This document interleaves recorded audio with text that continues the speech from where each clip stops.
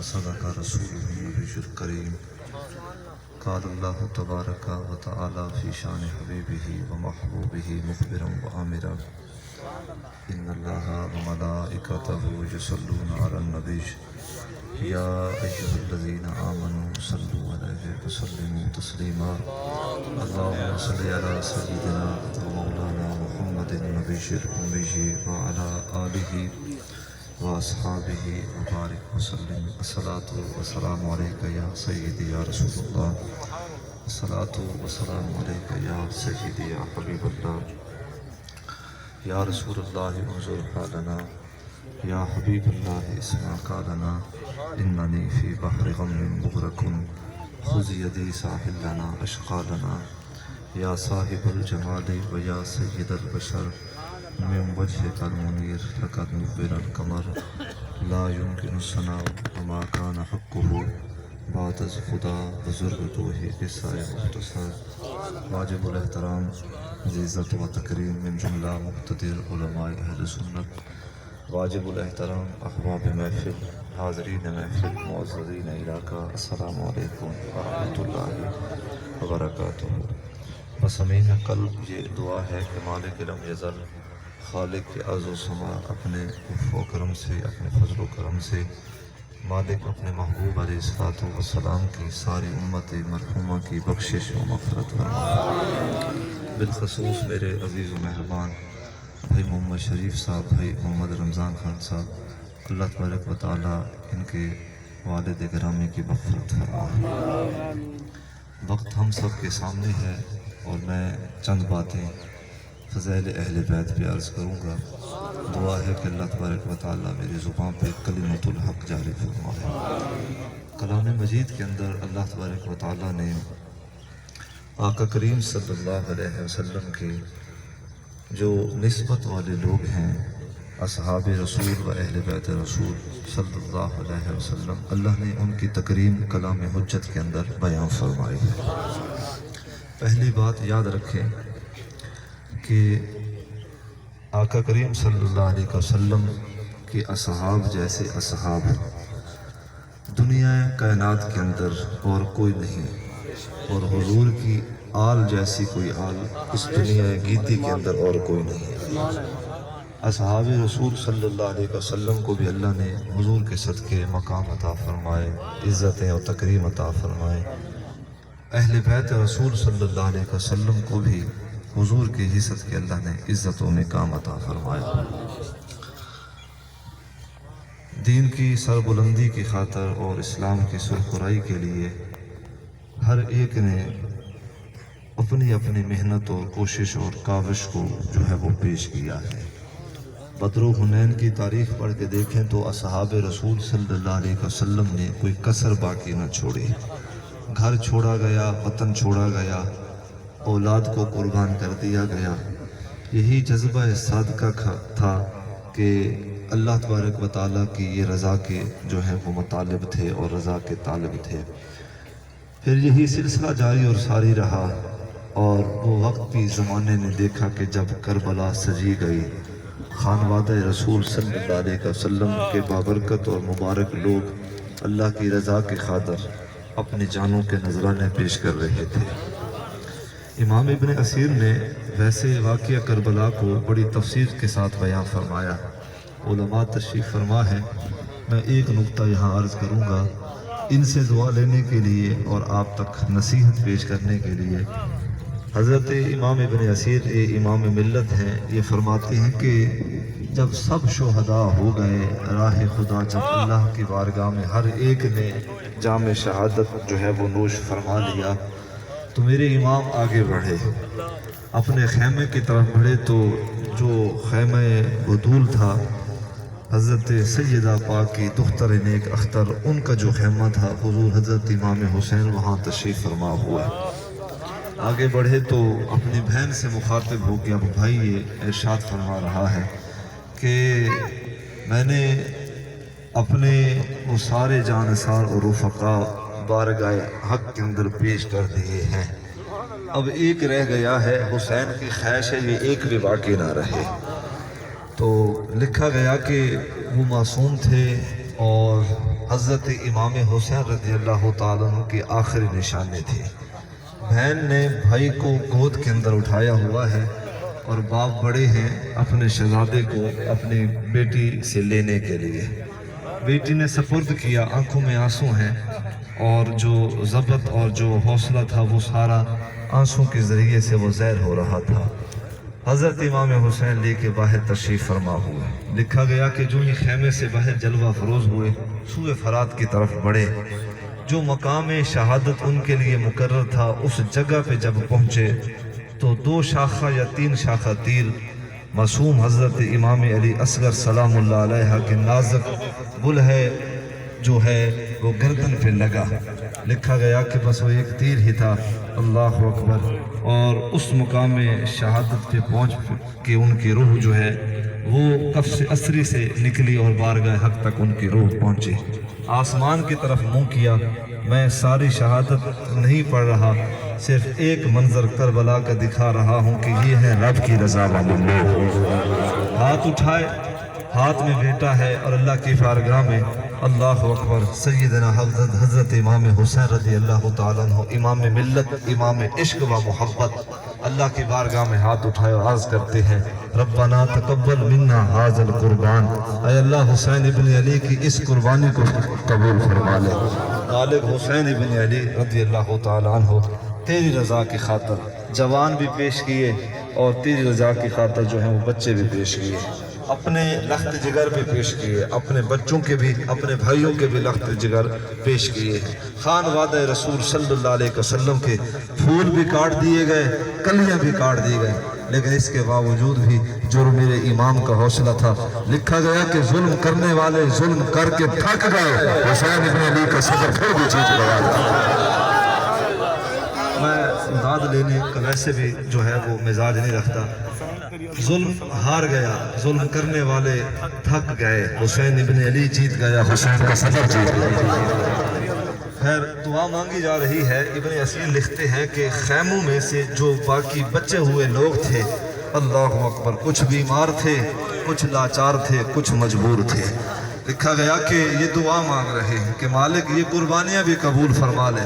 خیموں سے آواز آ رہی ہے، کوئی کہہ رہی ہے کہ مالک میرا بھائی دعا مانگ رہا ہے قبول فرما لے، کوئی کہتی ہے کہ مالک میرا بابا دعا مانگ رہا ہے قبول فرما لے۔ یہ حوصلہ تو دیکھیں، اللہ اکبر، یہ مقام تو دیکھیں، اور پھر دیکھیں کہ آقا کریم صلی اللہ علیہ وسلم کی تربیت کا اثر تھا۔ اب پیچھے چلیں، یہ تو تھا 60 ہجری کی بات، پیچھے چلیں زمانے رسول صلی اللہ علیہ وسلم، انوار برس رہے ہیں، فرشتے ہیں سلامیاں پیش کر رہے ہیں، جبرائیل ہے جو خادم کی حیثیت سے حاضر ہوتا ہے۔ میں ویسے تقریر کے مزاج سے نہیں آیا، لیکن یہ احباب تشریف فرما ہے، ایک جملہ عرض کر رہا ہوں کہ ہمارے سینوں کے اندر وہ خلوص نہیں رہا، وہ خلوص نہیں رہا، اصحاب رسول صلی اللہ علیہ وسلم کے بارے میں بھی وہ خلوص نہیں رہا، حضور کی آل کے بارے میں بھی وہ خلوص نہیں رہا۔ محبتیں اپنی جگہ، لیکن محبتوں میں خلوص پیدا کریں، تو ہماری جو محبتیں ہیں وہ منافقت سے کم نہیں ہیں۔ تو خیر میں عرض کر رہا ہوں، مطلب ہماری محبتیں اہل کوفہ سے ملتی جلتی ہیں، تو احباب اپنی محبتوں میں پاکیزگی لائیں، طہارت لائیں، اور جو ہے وہ پھر فرد شناس بنیں۔ جملہ سماعت فرمائیں۔ حضرت امام حسین رضی اللہ تعالیٰ شہادت پہ ایک جملہ میں نے عرض کیا، اب مناقب پہ 1 یا 2 حدیث مبارکہ جس طرح وقت نے اجازت دے۔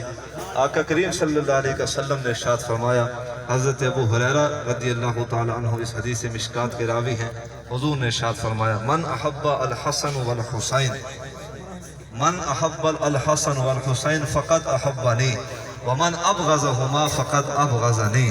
حضور نے ارشاد فرمایا کہ جو ان شہزادگان رسول سے پیار کرے گا، فرمایا کہ وہ سکھنا انہاں دے نال تا پیار نہ کرے سی، در حقیقت ان دا پیار نبی رحمت دے نال ہو سی۔ فرمایا کہ جو ان کا مبغض ہوگا، پھر اگلی وعید ارشاد فرمایا، پہلے محبت کے بارے ارشاد فرمایا کہ جو ان سے پیار کرے گا، اب یوں سمجھ لیں کہ جو حضرت مولا کائنات کے بچوں سے پیار کرے گا، ان کے بچوں سے پیار کرے گا، امام حسن کی اولاد سے، حضرت امام حسین کی اولاد سے جو پیار کرے گا، فرمایا کہ سن لیں، فقد احبنی، او سکھنا کو انہاں دے نال کا پیار نہ کرے سی، در حقیقت ذات رحمت دے نال پیار کرے سی۔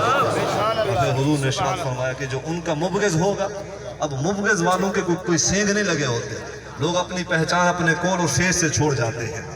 تو اب کیا ارشاد فرمایا کہ فقط ومن ابغضہما فقط ابغضنی، فرمایا کہ جو ان کا مبغض ہوگا وہ در حقیقت ذات رحمت کا مبغض ہوگا۔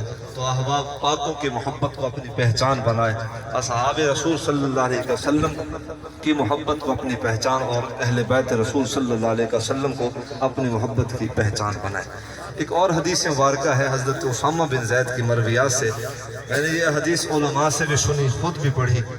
آقا کریم صلی اللہ علیہ وسلم کی خدمت حسن کے اندر حضرت اسامہ بن زید آئے۔ یہ صحابی رسول ہیں اور یہ صحابی رسول کے بیٹے ہیں، حضرت زید بن حارثہ کے بیٹے ہیں۔ اس پہ میں آپ کی تھوڑی سی توجہ چاہوں گا اور آپ کی تھوڑی سی فکر چاہوں گا، اصلاح معاشرہ پہ بھی جملے میں عرض کرنے جا رہا ہوں۔ حضرت اسامہ بن زید آئے خدمت نبوی کے اندر، بارگاہ رسالت مآب صلی اللہ علیہ وسلم، اب غلام کا بیٹا ہے۔ ویسے ابھی حدیث بخاری فاضل جو ہیں وہ علماء اہل سنت بیان فرما رہے تھے، میں بھی حدیث بخاری سے اس حدیث کو عرض کر رہا ہوں۔ آقا کریم صلی اللہ علیہ وسلم مسجد نبوی کے اندر حضور تشریف فرما ہے۔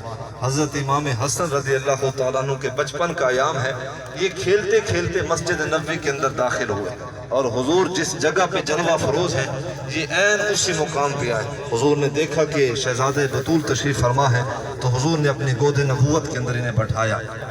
حضرت امام حسن چونکہ حضور کے نواسا ہیں، حضور کی بیٹی کے بیٹے ہیں، تو پیار اس لیے بھی کیا جا رہا تھا۔ لکھا گیا کہ یوں ادھر دوسری طرف سے حضرت اسامہ بن زید بھی کھیلتے کھیلتے تشریف فرما ہوئے۔ اب یہ تو غلام کے بیٹے تھے، انہیں تو روکا جا سکتا تھا کہ یہ مسجد نبوی، اللہ اکبر، اتنی بابرکت اور مقدس جو جگہ، یہ جو کھیلنے کا مقام تو نہیں ہے۔ ہاں اللہ اکبر، گھرانے رسول کے نفوس کھیلنے تو بات سمجھ آ سکتی ہے، لیکن یہ تو یمن کے رہنے والے ایک صحابی کے بیٹے ہیں، حضرت زید بن حارثہ کے بیٹے حضرت اسامہ بن زید۔ اصحاب روک سکتے تھے لیکن آقا کریم صلی اللہ علیہ وسلم جہاں تشریف فرما تھے عین اسی مقام پہ حضرت اسامہ بن زید بھی کھیلتے ہوئے پہنچ گئے۔ پھر میرے نبی نے زمانے کو کیا منظر دکھایا، حدیث بخاری، حضور نے ایک طرف شہزادہ حضرت امام حسن کو اپنی گود کے اندر بٹھایا اور دوسری طرف اپنے غلام کے بیٹے حضرت اسامہ بن زید کو اپنے گود کے اندر بٹھایا۔ زمانے کو پیغام دیا جا رہا ہے کہ لوگ ہوں گے جو سٹیٹس کا خیال رکھیں گے، لوگ ہوں گے جو امیر اور غریب میں فرق رکھیں گے، لیکن ہے ایک ایسی ہستی جو کائنات کے اندر حضرت انسان کو یہ بتا رہی ہے کہ وہ انسان جو کارخانے قدرت سے جو نکل چکے ہیں، اللہ تبارک و تعالیٰ نے تمام انسان کو برابری عطا فرما دی ہے۔ کوئی امیر ہو غریب ہو، لیکن کلمہ رسول صلی اللہ علیہ وسلم یہ ہمیں اور حضور کی سیرت یہ ہمیں بیان یہ سکھا رہی ہے کہ ہر مومن جو ہے وہ آقا کریم صلی اللہ علیہ وسلم کی نگاہ نبوت کے اندر اس کا جو درجہ ہے وہ برابر ہے۔ اب صحابہ کے بیٹے کو حضور نے اپنے گود کے اندر بٹھایا۔ الفاظ بخاری ہیں، حضور نے ہاتھ اٹھائے، مالک ان سے میں پیار کرتا ہوں، ان سے تم بھی پیار فرما، ان سے میں پیار کرتا ہوں، ان سے تم بھی پیار فرما۔ حضرت معاذ بن جبل حدیث بخاری سے وہ فرماتے ہیں کہ ایک دن میں آ رہا تھا، آقا کریم صلی اللہ علیہ وسلم نے میرا ہاتھ پکڑا، یہ حدیث بخاری، حضور نے ارشاد فرمایا کہ انی لا احبک یا معاذ، حضور نے ارشاد فرمایا، یہ الفاظ علماء کے لیے تھے اور لفظ آپ کے لیے، حضور نے ارشاد فرمایا کہ ہاتھ پکڑ کے حضور نے ارشاد فرمایا کہ اخذ بیدہ یا معاذ، فرمایا کہ معاذ اسے تیرے نال پیار کرنے ہیں۔ حضرت معاذ بن جبل کی چیخ نکلی، عرض کرتے ہیں کہ فقلت انی لا احبک یا رسول اللہ صلی اللہ علیہ وسلم، حضور اگر تسا سارے نال پیار کریں گے اسوی کائنات کی ہر شے تو ود کے تے دنیا کے ہر رشتے تو ود کے تھوڑے نال پیار کریں گے۔ حضور آپ پیار کرتے ہیں تو ہم بھی دنیا کی ہر شے سے بڑھ کے آپ سے پیار کرتے ہیں۔ اب اظہار محبت کیا جا رہا ہے، ہم ساری زندگی نعرے لگاتے رہیں غلامی رسول کے، وہ قبول کریں یا نہ کریں، قبول ان کو کریں گے جن کے سینہ پاکیزہ ہوں گے اور جن کے نفس ستھرے ہوں گے، تو جن کے اندر بغض اور عداوت اہل بیت نہ ہو تو ان کے سینوں کو اور ان کو جو ہے وہ دامن رحمت سے لگائیں گے۔ لیکن جملہ سماعت فرمائیں، حضرت اسامہ بن زید آئے، شام کا ویلہ تھا، کہتے ہیں کہ سارے عذاب کو ملحوظ خاطر لا کے میں نے دروازے نبوت پہ دستک دی، حضور حجرہ نبوی سے باہر تشریف فرما ہوئے، آئے تو میری حاجت حضور نے سنی، میری جو ہے وہ سوال کہ حضور نے مدد فرمائے۔ میں جانے لگا تو میری نگاہ پڑی، وَهُوَ مُشْتَمِلُ شَيْءٌ لَا أَدْرِي مَا هُوَ، کہتے ہیں کہ ایسی کوئی شے تھی جو اندر محوی حرکت تھی اور چادر نبوت کے اندر تھی، تو مجھ سے رہا نہ گیا، میں نے سوال کر ڈالا۔ غلام کا بیٹا تھا، ناز بھرے انداز میں نے عرض کیا کہ حضور ہے ایسی کوئی شے جڑی اندر محوی حرکت ہے؟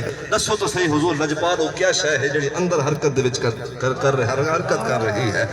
حضور نے چادر نبوت ہٹائی اور حضرت اسامہ بن زید کہتے ہیں کہ فَكَشَّفَهُ فَإِذَا الْحَسَنُ وَالْحُسَيْنُ، میں نے اپنی نگاہوں سے دیکھا کہ سینہ علم نشرہ کے ایک طرف چھاتی نبوت کے ایک پاسوں حضرت امام حسن تشریف فرما ہے تو دوسرے پاسوں حضرت امام حسین تشریف فرما ہے۔